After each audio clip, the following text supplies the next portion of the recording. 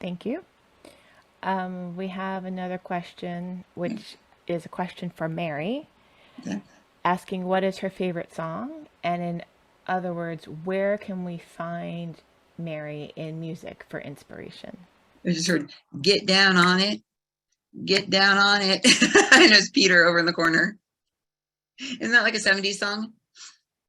All I want to do is I really want to dance with you.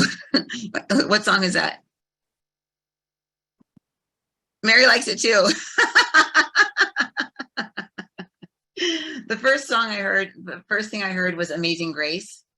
And then I heard Peter laughing, and then he was like, get down on it. And he was like dancing. And then she started like dancing too.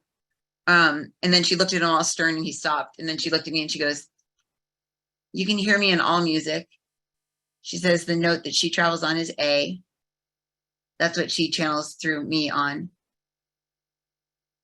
Um, she says anything that makes your chest feel that tingly feeling inside, like you want to like happy cry or you're so excited.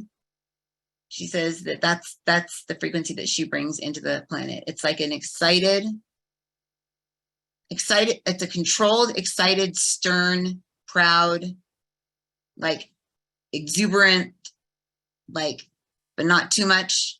That's her frequency. And I asked her the other day, I asked her if she was Mary Magdalene, and she says sometimes. So I just asked her, are you Mary Magdalene? She says sometimes. Have we ever determined what Mary she was? I know that she's not Mother Mary. Or is she? Here's my drink. I'm so thirsty. Um, she says the music that is written by and sang by and played by the same person is music that she helps to channel through.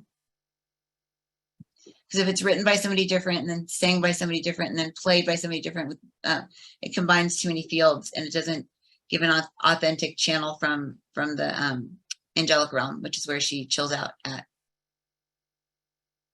She's an angel?